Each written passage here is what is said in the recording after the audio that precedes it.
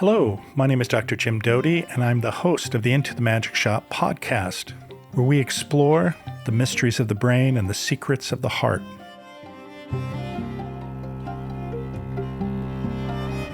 Hi, this is Jim Doty, host of the Into the Magic Shop podcast. My guest today is Dr. Noémie Le Pertel. She holds 4 master's degrees and 2 doctorates, and is the founder and CEO of the Institute for Global Flourishing. She is also a senior fellow and founding chair for the Economics of Wellbeing and Global Flourishing, which is housed at Harvard University's Institute for Quantitative Social Science.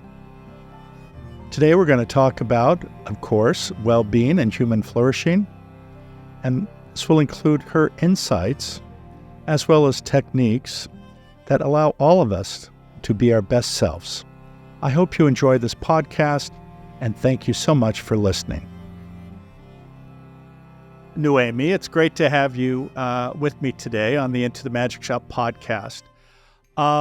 Obviously, you're very accomplished, multiple degrees, affiliation with Harvard, working with Davos. And one of the things that I know that concerns you is human flourishing and well-being, and how does this fit into the workplace, and how does it impact economies, and probably more importantly, how do we use the knowledge you have actually to improve the nature of the workplace, but ultimately improve human flourishing in general? And I know that's a very big question. It's very packed, a lot to it.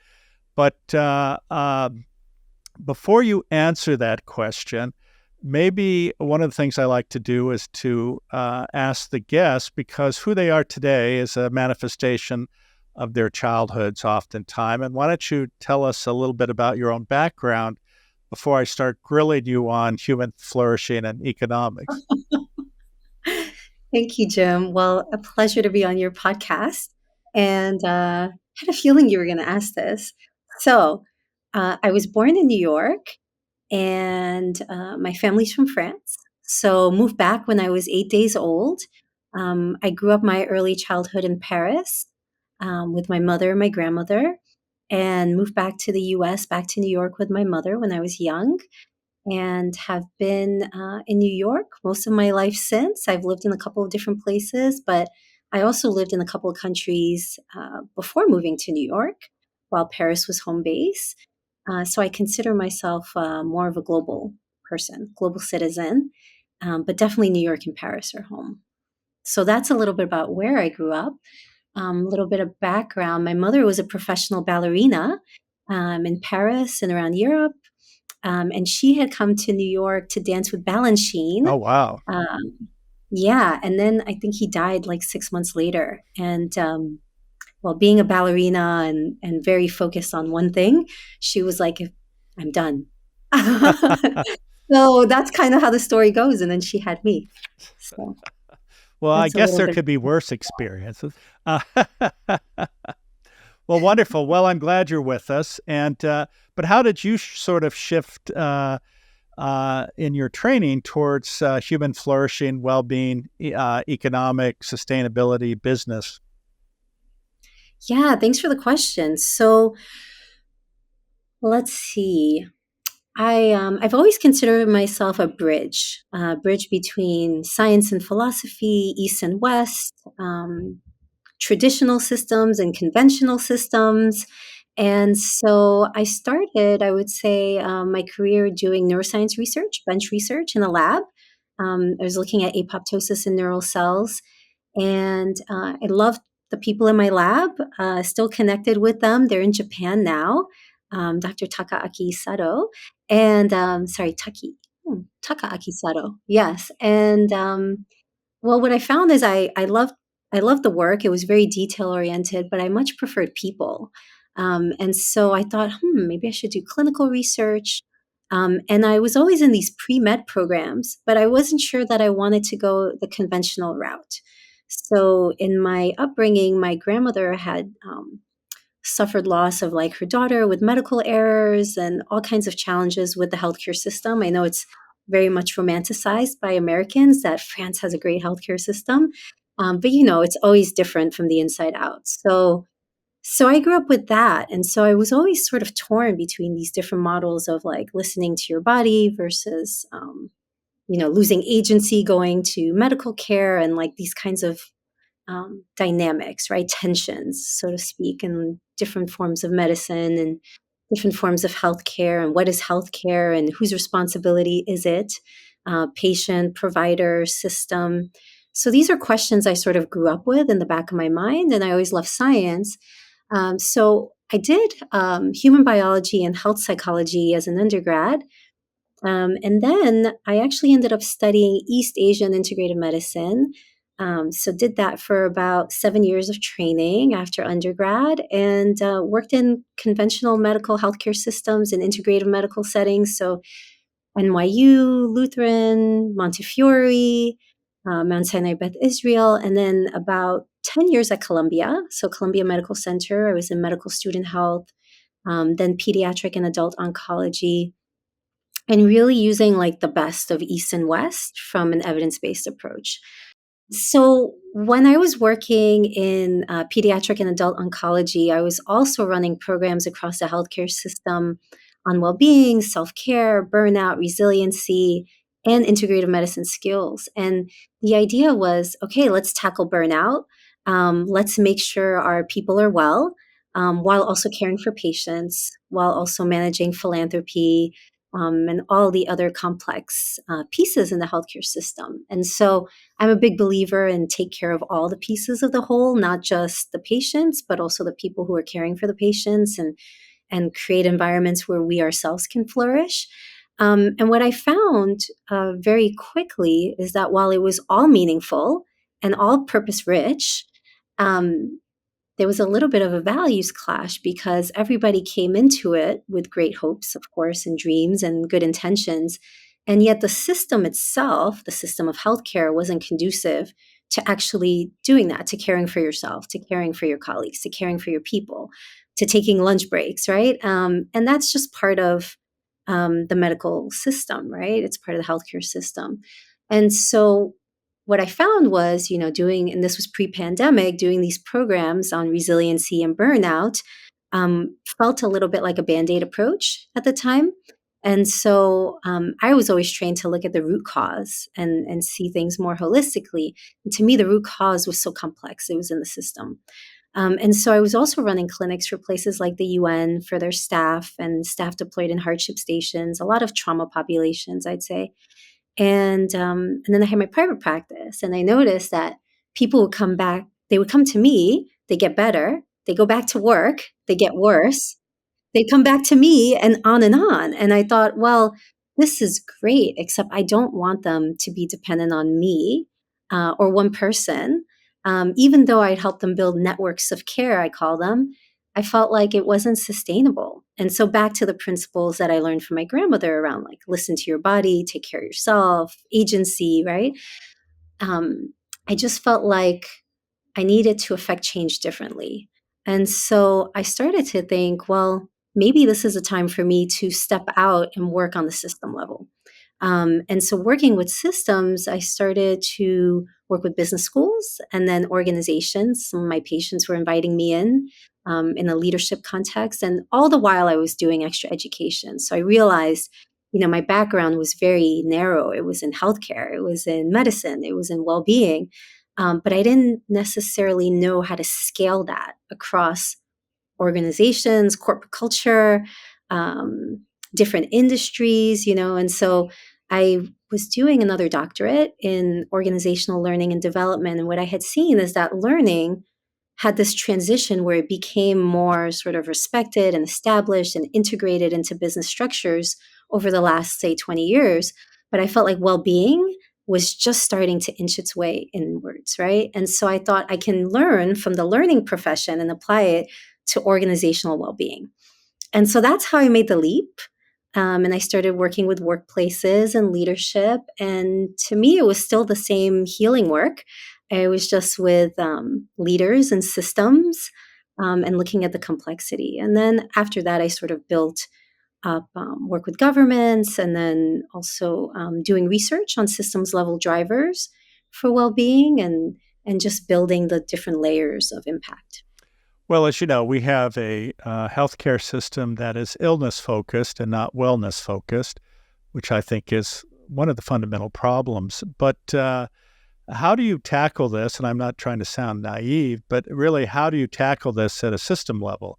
Obviously, their economics are important, and we look at the other 9 of the 10 industrialized countries who seem to be able to have socialized medicine or healthcare for everyone, which seems to somehow be an impossibility in the United States.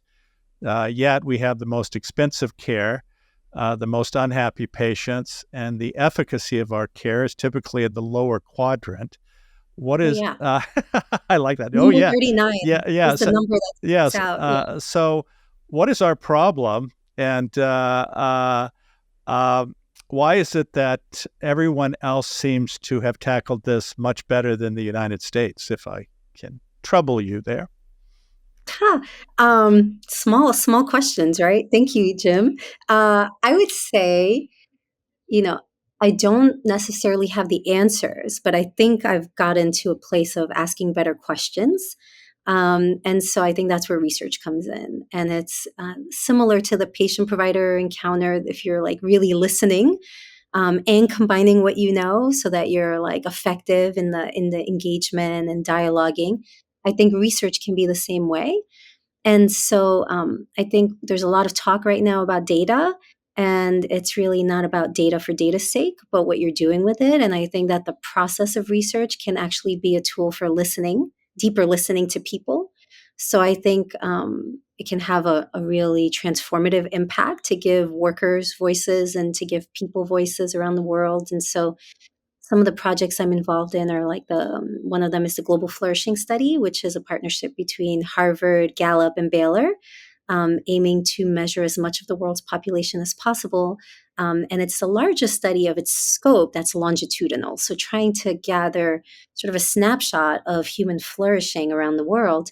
And then I focus in on income, employment, physical health, happiness. I think those are the 3 constructs. So back to your question, how and what's wrong? I think we have a lot of data on what's wrong, right? We have numbers of burnout, we have the loneliness stats and declining mental health, particularly with the young population. And so when you leverage that data, I think it's sort of like making the business case. And also it's like talking biomarkers in healthcare. We have this orientation in our society towards quantitative data. It's part of the positivist lens of how we know what we know, right? And so it depends from what frame you want me to answer that question. So I would say our research is an extension of the ways that we view the world, our paradigms, right? Our mindsets, our root cause sort of mental models and frameworks. And one of them is this positivist lens, which is there is an absolute objective reality and we can measure it, right? And then you've got quantitative data from that. And then you have, well, actually, the observer impacts the reality. And that's a little bit more of the post-positivist lens that says, we might not be that objective. And then you get different methods of research, like quantitative and qualitative research, right? So that you measure all of that. And then people say, well, actually, the process of research is transformative. So let's look at participatory inquiry and empowering people and the constructivist lens, which I think resonates with your work on the neuroscience of manifestation. So, okay, how are we influencing our reality? So I think there's a layer of what are our paradigms, our beliefs, our mindsets, and then in the ecosystem or societal systems and nations and our cultures and Western cultures versus Eastern cultures, what are the dominant paradigms of our society and our time? And I think that economically, it's been a real misunderstanding and interpretation and focus of what the purpose of economics is, right? And it's really about caring for people and caring for society. I mean, same for politics, right? And yet, That's not necessarily what we're seeing. So I think it's like going at the root cause is how we view the world, how we view the purpose of work, how we view the purpose of our existence in the world, and how we are here together and like what that common good is. And so shifting the kinds of measurement that we're doing on a global scale, on an organizational level, the kind of data we're measuring and how we're using it to get like granular, I would say, has an influence because it communicates what we value, right? And so I think back to economics, it's asking the right questions and shifting our measures from instruments like GDP, right, to, Bhutan has gross national happiness, and maybe moving towards more flourishing measures. So there are different answers depending on if we're talking one-on-one, if we're talking, um, communities, if we're talking about organizations, systems, nations, our world. That was my attempt to answer that very big question. Well, I think one of the challenges, and maybe you can comment on this, is how does a for-profit system corrupt healthcare? Yeah, I mean, definitely a leading question, right?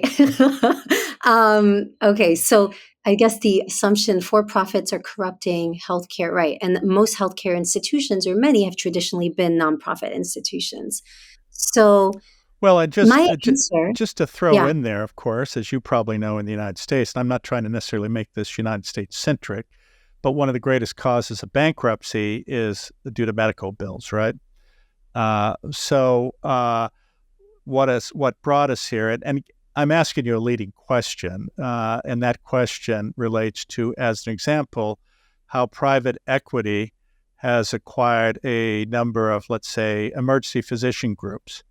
And as a result, of course, they're very efficient about learning how to bill maximally for profit, and also how to not only manipulate the billing, but also figure out the minimum number of physicians or nurses are necessary, and frankly, to the detriment often of patients. absolutely. And the very nature of pure economic motivation corrupts what should be a system that is to care for the suffering, not to profit from the suffering. Yeah, absolutely. So there are a couple of layers in terms of the answers that are coming to me because you brought up a couple of different really important points and examples of what's wrong and where things go awry. So like to like step way back into different models of care, Eastern and Western, right? And of course, no system is perfect and there are limitations to each. But what I found really interesting when I first learned about this some 20 some years ago. The Eastern model of care, specifically classical Chinese medicine. So we're talking thousands of years versus our, more. And East Asian medicine is also allopathic for the most part, in that you're treating with opposites. So I'll say conventional versus like more traditional or even classical, which predates traditional. But the model of care was very different than it is today. So it wasn't based per se on sick care or fee for service, right, where you're treating illness. Rather, a doctor was charged with caring for the community and keeping people well. So when patients got sick or people got sick, the doctor stopped getting paid, which is very different than the Yes. way our model is today with fee for service and illness care, and our diagnostic codes are based on illness, classification of disease, right? And so I think there's been a shift in healthcare saying, hey, let's move towards value-based care, right? And let's make sure like it's actually about quality care, not just, well, there are many layers. So then when I did my MPH in healthcare management at Columbia, I was like, wow, the conversations, it was really interesting because I was always like, oh, how do we change systems? And they were like, well, you need to understand the different systems, right? And go deep in them to actually be able to change them. So trying to understand this was really fascinating to me. And what I found is that most of the dialogue surrounded cost cutting. How Right. do we save costs? And I'd be always sort of offended because I think this is about care, right? It's about quality of care, not just saving costs. Now, you might say, okay, we save costs and then we can channel them in other directions and care for people. But I think that somehow we lost the core purpose, right? Which is care. And the way that we think of money and resources is often reflective and reflected in our systems like healthcare. And so, what are we incentivizing and what are we valuing? And are we valuing the cutting of costs? Are we valuing the presence of health and flourishing? So, on one hand, it's the outcomes that we're measuring, but also like, what is the purpose of money? Like, what is the purpose of investing in something? Is it just to save all your money, or is it, hey, I'm actually investing in health, right? And investing in health is different than investing in sick care. And of course, if you're sick, then it matters, right? And that's where insurance comes in. But our systems and even insurance systems are built around investing in that kind of care versus the true preventive care. So prevention, not just being early detection, which matters, but like true prevention, like root cause. And part of that is the lifestyle medicine, behavioral health kinds of interventions, but it's also in a community and societal level. So I think to really care for health, you have to tackle it in different layers, right? And everyone plays a role. There's the patient, there's the family unit, the community, our educational systems, our healthcare systems, insurance systems, financial systems. And again, are we incentivizing it? So when it comes to profit, I think it's like, well, how do we define profit? And how are we building economic models that incentivize health and value health and health savings and health investments, right? So it's not just that you're waiting for like retirement benefits that you have no quality of life to really enjoy, right? Like that money, but like how are we investing across the lifespan so that our quality of life is better? Well, I think one of the challenges is that we see ever increasing income inequality and a ever decreasing social safety net. So, of course, we talk about a wellness culture, but in some ways, it's about children. We talk about how do we have children thrive, and let's say we teach mindfulness, but if they're hungry, they're not paying Exactly. attention to mindfulness, they're hungry, or if they're unclothed, or if they're homeless. And as you decrease the amount of the social safety net, it compounds every aspect of the negative aspects of human wellness or human health. And I think that is a fundamental issue here. As an example, I went to medical school in New Orleans, and it was interesting during Hurricane Katrina. Prior to that, they had been investing in quaternary care centers, right, where they're spending immense amounts of money to have very sophisticated ICUs. Mm, Yep, but they had no health clinics in the community for the poor, right. right? Exactly. And so and I recall a situation where I operated on a lady, a Black woman, who had uncontrolled hypertension, and she came in with a brain hemorrhage. I operated on her, saved her life. She spent 3 weeks in the ICU. She left actually with minimal impairment. I gave her prescriptions for her medications, and 8 weeks later, she came back in with a massive bleed that killed her, with the Mm, 2 prescriptions still in her purse that had never been filled because she had no yeah, insurance and no mechanism to get those medications.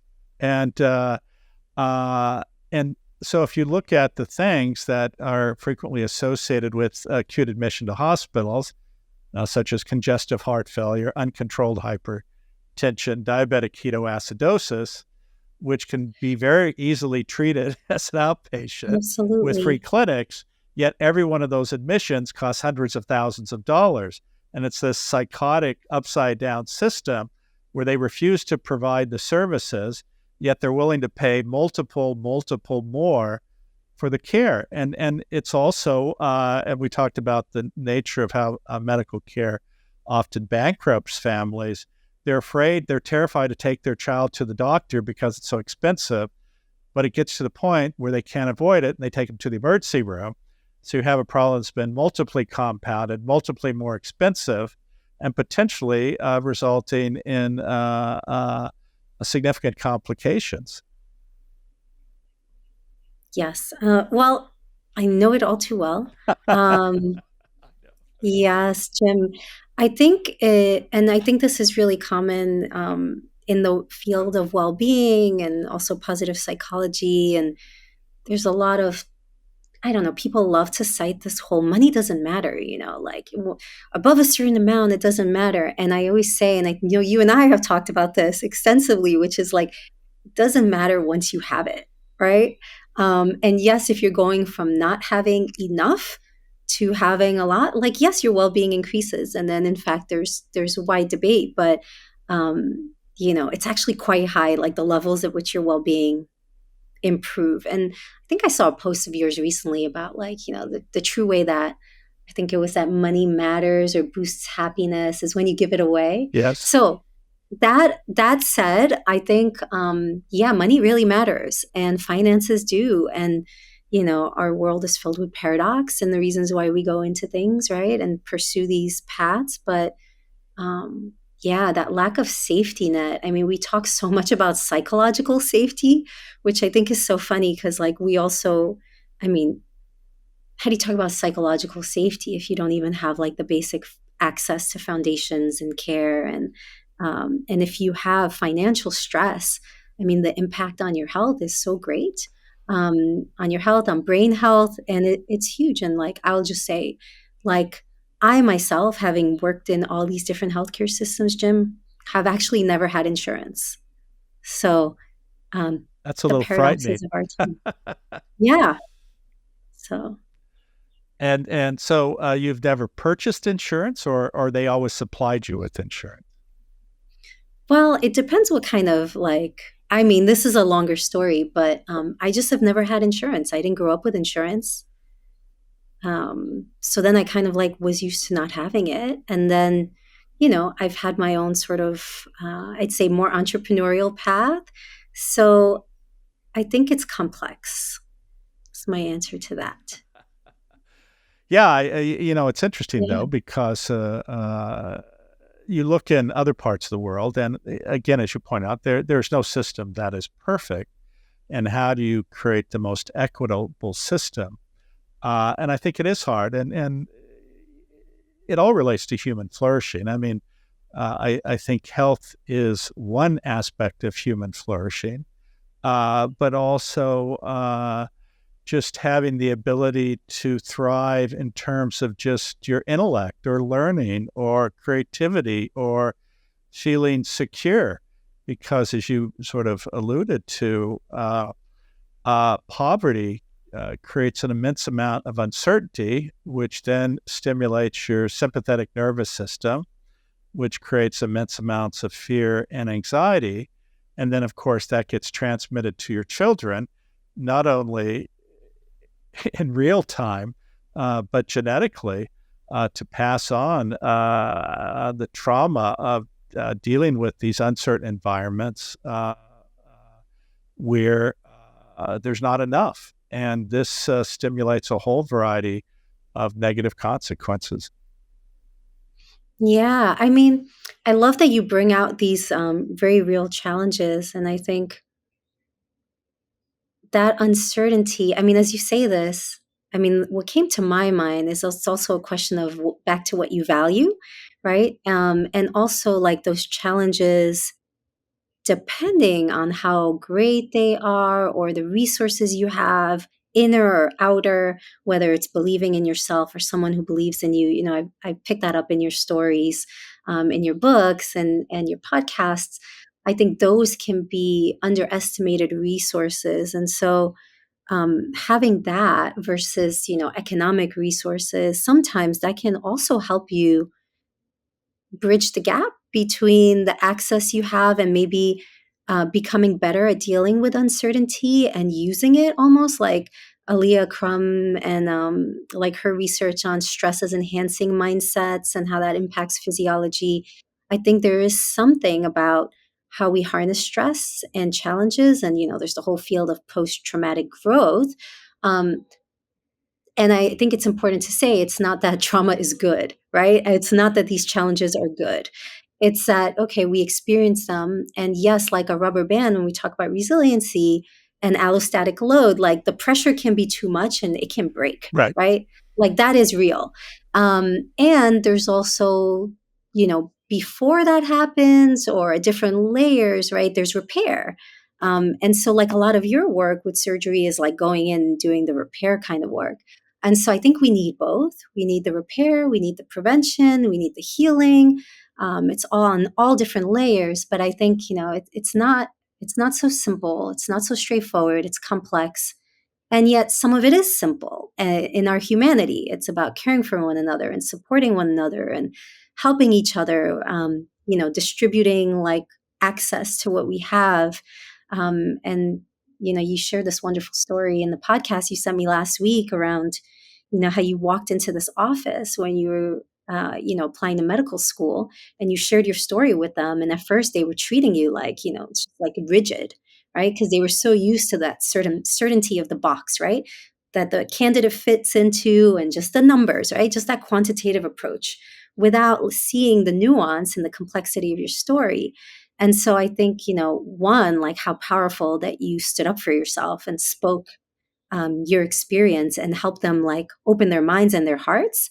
You mentioned they were crying, and then you sort of carved that path and together with the other people who helped you, right?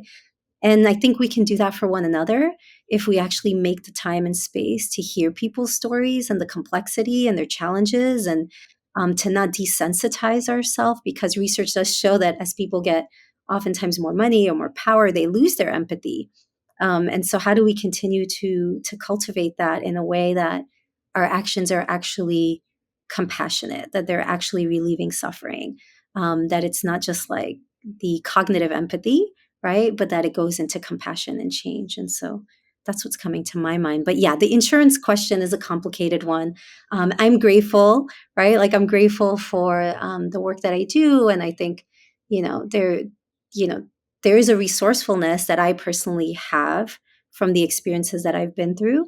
And then there's also, impacts, right?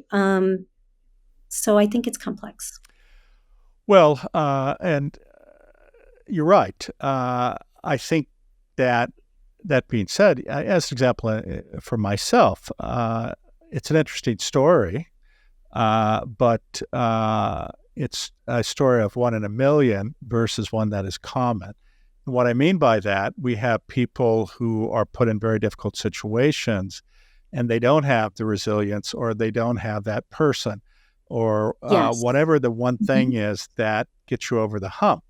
And people who, by every other measure, have the potential to be extraordinary, their lives are destroyed early on because they don't have that person or that experience or whatever the fortitude that you might have been born with or experienced. And I think that's one of the things that strikes me as unfortunate, because a lot of people use, as an example, myself or others as examples. Well, we don't need to do anything more. If they work hard enough, they overcome it. It's really not our Wow. problem. We don't owe them anything. Look at Jim. He overcame it. And it's so not true. And It's not. It's dangerous, isn't it? Um, yeah, it's definitely a fallacy. It's so easy to see the end result and really like have no understanding, respect, or appreciation for what it took for someone like you to get to where you are, and others. And um, I'll include myself in that bucket. And of course, you don't walk around telling people your deeper stories and challenges because, it's not socially appropriate or maybe even psychologically safe or useful or helpful, right? We learn to compartmentalize. So I think, that's where not just, it's funny when you think about mindfulness training, right? And all of these sort of skills, right? If you look at it like a skill set, and a lot of the critiques of like removing it and westernizing it, and it's not just westernizing it, but it's more like removing it from context. You can use any of these skill sets and tools to become more focused, calmer, or whatever else, but doesn't necessarily mean you're cultivating a greater humanity, right? Like within yourself. Yeah, well, I mean, you look at certain hedge fund managers who demand that their hedge fund people take meditation or mindfulness courses. It's not to care more. It's not to be more compassionate. It's so they can be more focused and be more ruthless. And that's what's really sad is, and you mentioned something I think is very, very important, which is this attitude that it's not about doing the right thing. It's about how much more I can accumulate. And then you get into this realization that this subset of people, because everybody is replaceable to them, nobody has value. For the average Mm. person, we have to work together to make life work for us. A subset of these people, they don't need anybody. They can buy anybody. And thus why they're not empathetic, because they look through the lens that, except for themselves, everybody is lesser than them and is simply a replaceable widget. And this is what's so painful to watch sometimes in our society, where you have a subset of people who falsely believe that there's something special about them that has given them the right to be in this position. And frankly, oftentimes it's simply they won the sperm lottery. um, Now I yeah. flummoxed you. No, I'm just thinking it's not just the sperm lottery, it's also like the place where they were born and, the environment, the community, the resources, all of that, right? The time. Sure. So I think it's that and the timing lottery and place, right? So, Jim, I hear you. I'm thinking a lot about, there's a great article that came out like maybe 6 weeks ago, maybe 2 months ago around, kind of like the danger of the self-care work, right? And it's back to our individualistic culture and orientation psychologically. So one of the things that I loved in East Asian integrated medicine is really it's about like your relationship to your environment, right? It's the holistic system. It's back to that ecosystems approach. It's about creating environments where people can flourish as well. And it's about the harmony between pieces, right? Not just balance, right? It's that homeostatic, dynamic balance. And that looks at the whole and how it communicates with one another. And I think these days, um, it's like selfishness has also become popularized in the name of self-care. And I think that it's like a lot of it is corrupted, right? Like the mindfulness work and even sometimes like positive psychology gets turned into toxic positivity. And that's where I think education is important, but education is also so complex because it's not enough to like hear something and read a book. Like you can learn just enough to, be dangerous. So it's back to that, like Nelson Mandela said, it's the education of the heart, right? It's who you are as a person. And I think, you know, I don't think that I can flourish if the people that I love around me or who I care about or my community are suffering. And so it's understanding that interdependence. And I think, the self care and, this whole movement has sort of gone a little off kilter, I think, because we're not thinking about our interconnectedness and how to care for one another. And so, this idea that you mentioned about people as exchangeable and resources, I think, has crept into like, oh, that person, they make you feel stressed. So, just cancel them, shut them out, right? Like, done. I can just delete that email, delete this person. And, there are times where you need to set like hard boundaries and that's healthy for you and everything else. I just think that some of these conveniences and whether they come through money or other things sometimes can be a risk factor for us losing those greater elements of our humanity and care. So I think it's a really tricky question. Like, how do you cultivate either the environments or the catalyst to create caring people and to remind people?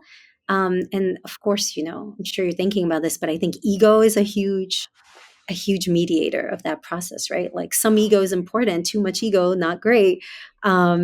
So that's what comes to my mind. What do you think? No, How do we treat this? that's why Cultivate you're it. here. Damn it, you're supposed to answer all the questions. Well, Me. I think the important thing is to understand that what has allowed us to thrive as a species is connection to others. And every study on long-term well-being, whether it's Absolutely. examining the blue zones or whether it's looking at the 85-year-old Harvard study on longevity and happiness, Mhm. while everybody can talk about plant-based diets and moderate exercise, the fundamental aspect that allows us to thrive as humans is community and depth of connection.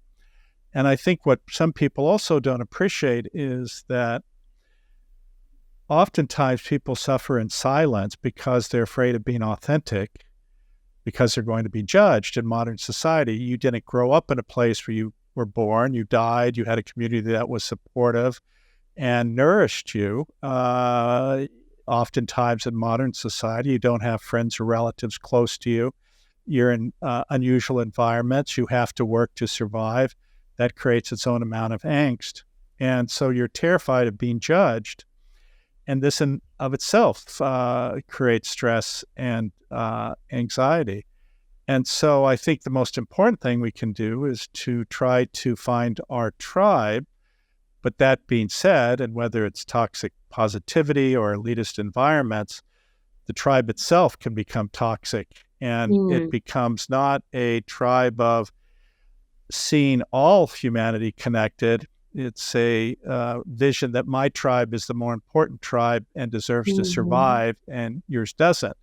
One of the most depressing things I've seen is some in the billionaire class who promote this idea that, the end of the world is going to come and we're going to have all of our jets gassed and ready to go. And we're going to go to our secret space armed with mercenaries out in New Zealand where we're all going to live in peace. And Oh dear. yeah, and it's a very naive idea. In fact, I heard one of these people going, well, what happens if the mercenaries you've hired to protect the billionaire class turn on them? And they don't want to hear that at all, right? Because they have no power over that group of people. But the other interesting thing is I was in a conversation with a VC billionaire type who was probably in his early 40s. And he was talking to me, and our children were attending that event together. And he said to me, he said, what we need is to cull at least 1.5 billion or 2 billion people from the population because they're worthless. Can you imagine? Can you imagine? We need to what? They're, Call?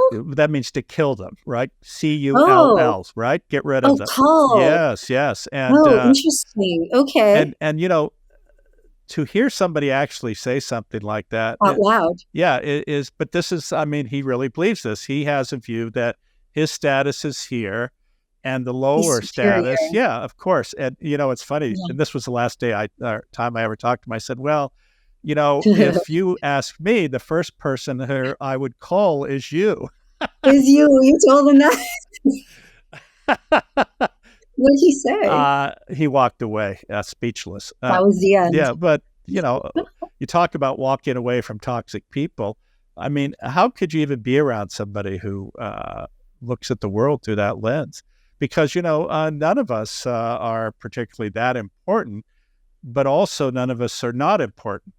And to look through the lens that certain people have no value is not to understand our fundamental basic humanity Humanity. and our understanding that if you look out in the world is us, and we have to care for each other. Yeah, I love that. I mean, it's back to the inherent dignity, right? Like respecting our dignity as human beings, and I think so many ways, right?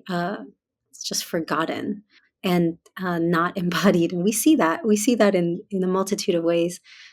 Hmm. There's something else I wanted to that came to mind when you were talking about that.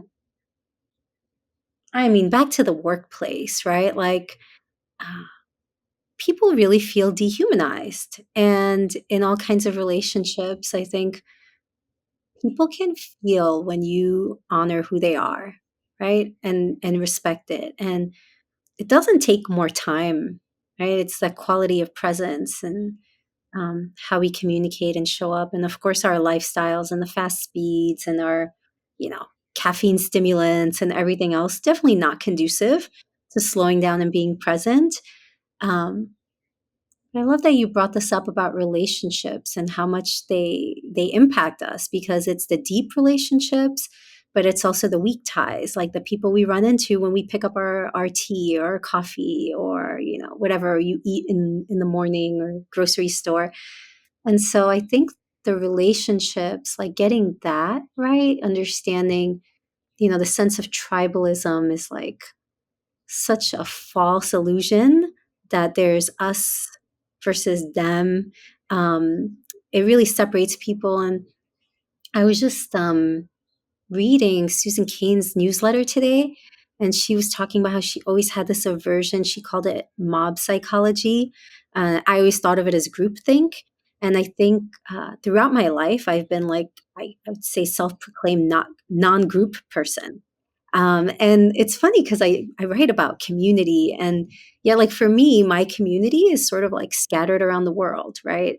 And I remember a couple months ago, I was having a hard time. Well, there's always hard times, right? We know that, Jim. And I spoke to a girlfriend, and you know, she said the craziest thing, funniest thing to me, and she's like, "That's why people have therapists." And I was like, wow.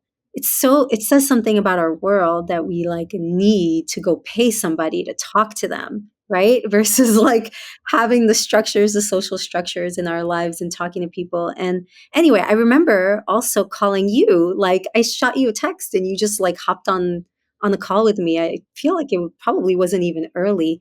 And I appreciated that. And so to me, it's like my community are like the people who share those I don't know, pro-social sounds very inhumane to me. The words Right. pro-social, it sounds disconnected from our humanity, but the essence is about really connecting to our humanity. So to me, my community is more scattered and global. And so it takes more effort to see people, but that's why we have technology, right? And connect. So I think in many ways we are lucky that we have these technologies if we can figure out the right ways to use them, that aren't to our detriment. And then, of course, that's a whole nother podcast. We could talk about AI and all the misuses of technology. That's a whole nother discussion. But, you know, I'm grateful for that we can stay connected. And then I think that the in person group communities can be a little bit more challenging, right? Because of all the weird dynamics that come together when you have stressed out people who are um, I'm thinking about Stephen Porges' polyvagal Sure. theory, right? If they're not like tapped into the ventrivagal response of social connectedness, but they're in tunnel vision stress mode, it's hard to really be human, right?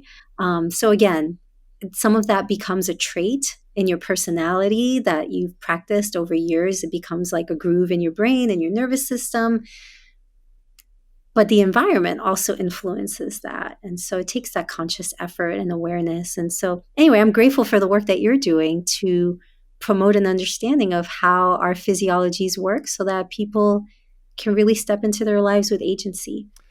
Well, I think actually that maybe brings us full circle, is the reality that oftentimes we give our agency away and we listen to others who reinforce our internal narrative, oftentimes that says we're not good enough, we're not worthy, we don't deserve love. And we accept that as truth, sadly, without recognizing really the power each of us has um, within themselves to change their life. Now, obviously, we know that there are certain significant structural issues in a variety of circumstances that prevent people from thriving as they should. But that being said, understanding that within yourself are a variety of tools that can assist you to thrive. And one of the things we haven't talked about is, I mentioned to you this idea of a compassionate countries index. And I do want to Mm-hmm. explore that again and maybe get your thoughts on it. And just for our listeners, this was a concept that I had. I don't know if it's just me, but basically it's an idea of understanding, one, how, and I think Gallup has done this, individual human thriving within a country, but Mm-hmm. also to examine what each country is doing to promote human thriving in the context of poverty levels, incarceration levels, healthcare, education, etc. And then on a, if you will, a country level, in the sense is what is the obligation of a country to the rest of the world in terms of sustainability, climate change? Do you manufacture weapons of mass destruction and sell them? What are your obligations to less developed countries? And actually, maybe as we're closing, we can just maybe get your thoughts on that concept and your thoughts on how we could make that materialize and why we should, perhaps. Yeah, thank you. I think there's a lot more talk on care, broadly speaking, and also in our economic metrics. So we're hearing about it. Eileen McNeely and colleagues at Harvard Shine working on care and culture, some of the research that I got to do with her. And then Gallup also measures that. And how do you feel like your employer cares about you? So that's like an organizational systems level. But then it's also the care economy and how we care for aging parents and kids and how that impacts our well-being and the financial burdens and everything else. So language of care there. How do we care for an aging population over time, right, with the longevity economy? So I think there are so many layers and angles, and we're looking at flourishing indices, and I love the idea of a compassion index because it's really fusing together the empathy and the care, like leading to action. There's always the misunderstanding that compassion is fluffy. It's actually a step further than empathy because it's driven to action to relieve the suffering. And so I think then you can also correlate that with, what's the name of that? It'll come back to me, but the distance between the poorest and the most abundant, right? And the most affluent. And how large is that distance? And on all these metrics of well-being and flourishing. And so working to bridge that gap is also part of compassion. So of course, operationalizing that, is some of the work, but I think the more human-oriented measurements that we have that care for the collective, the better, because what you measure matters. And so it's a way of also shifting those paradigms and those frameworks to move us in a more sustainable, healthier, compassionate, caring society. I think on that note, that's probably a good statement. How do we create a more compassionate, caring society? And I think that should be all of our goals. And whether it's at the individual level, the corporate level, the governmental level, that is our responsibility. Thank you, Jim. Well, thank you for being with me in our sort of diverse conversation here.